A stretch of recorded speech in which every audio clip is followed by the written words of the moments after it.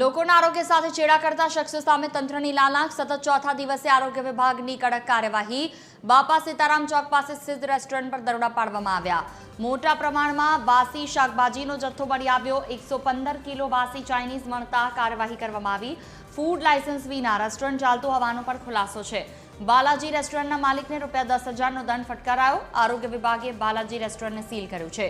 આરોગ્ય અધિકારીએ ભેળસેળ કરતા લોકોને પણ ચેતવણી આપી કાર્યવાહી સતત ચાલુ રહેવાની આરોગ્ય અધિકારીએ વાત પણ કરી ગ્રેવી તો ગરમ તો કરવું પડે પાછી રોજના બનાવેલી પણ અત્યારે બનાવવાની બાકી છે એ થોડી પડી શાકભાજી તો આજે આવી હોય પણ ઓલા બકાલાવાળા બધું એમાં નાખી દીધું ફૂડ લાઈ સુધો નથી બનાવ્યો અને એ સાફ સુફા થઈને જ બધું ઓલો થાય પછી માલ તો રોજ આવે હે મારું ના ભૂલ છે એ તો સ્વીકારો સાફ સુફ કરવાનું બાકી હતો ચેકિંગ આવી ગયા તો આપણે શું કરવું આરોગ્ય વિભાગ દ્વારા સતત દરોડા કરવામાં આવી છે જે જુદી જુદી જગ્યાએ રેસ્ટોરન્ટ હોટલોમાં જે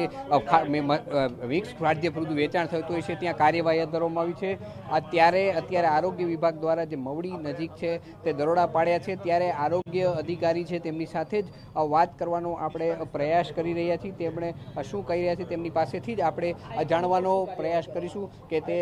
કયા પ્રકારનો જથ્થો મળ્યો છે તેના વિરુદ્ધ શું કાર્યવાહી કરવામાં આવશે તેની પાસેથી જ આપણે જાણવાનો પ્રયાસ કરી રહ્યા છીએ સાહેબ શું કાર્યવાહી કરવામાં છે ક્યાં દરોડા પાડવામાં આવે છે અત્યારે બાલાજી ચાઇનીઝ પંજાબી જે છે મવડી બાયપાસ સર્કલ પાસે રોડ પર એની આગળ આપણે અત્યારે તપાસ કરવામાં આવી છે જેમાં 115 કિલો અંદાજિત જથ્થો આપણને જોવા મળ્યો છે સાહેબ કયા શું વેચાણ થતું હતું અને શું જથ્થો જપ્ત કર્યો ચાઇનીઝ પંજાબીની અંદર ખાસ કરીને મંચુરિયનનું આપણે જોઈએ તો મંચુરિયનનું જે બેટર તૈયાર કરેલું છે એ પણ એક્સપાયરી થયેલા મેંદામાંથી તૈયાર કરેલું છે ઉપરાંત વાસી મંચુરિયનનો એવડો જથ્થો પણ પડેલો છે જે 8 કિલો જેવો છે ગ્રેવી છે અને કાપેલા શાકભાજી અને જે એ પણ એટલા જથ્થો છે અને સડેલા શાકભાજીનો પણ એટલો જથ્થો પડેલો છે સાહેબ શું કાર્યવાહી કરવામાં આવશે તમામમાં 115 કિલો અખાદ્ય જથ્થાનો પહેલાં તો નાશ કરવામાં આવશે પેઢીને નોટિસ આપવામાં આવશે પેઢીને 10,000 જેવો દંડ કરવામાં આવશે અને આ પેઢી ખૂબ જ અનહાઇજેનિક પ્રેક્ટિસ કરે છે ઉપરાંત આ પેઢી પાસે લાયસન્સ પણ નથી એટલે અમે આ પેઢીને સીલ કરવા જઈ રહ્યા છીએ સાહેબ આ ફૂડ જે ખાવાથી શું આરોગ્યને શું નુકસાન થતું હોય છે આવું ફૂડ પેટમાં સુધી જવાથી નાના મોટી પેટની તકલીફો તો થઈ શકે આગળ પણ ગંભીર પરિણામ પણ આવી શકે આગળ હજી કાર્યવાહી ચાલુ રહેશે આવી જ કાર્યવાહી છે અમે તાકીદ કરીએ છીએ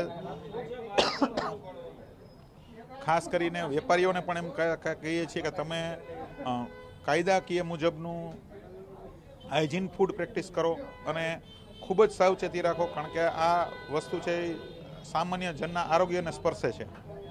આરોગ્ય અધિકારી જેમણે કહ્યું કે આ કાર્યવાહી સતત ચાલુ રહેશે અને આ જે વેપારી પેઢી છે તેને સીલ પણ કરવામાં આવશે અને હજુ પણ આ રેડની કાર્યવાહી સતત જુદા જુદા દિવસોમાં ચાલુ રાખવામાં આવશે કેમેરામેન રવિ ચાવડા સાથે રવિ મોટવાણ TV 13 રાજકોટ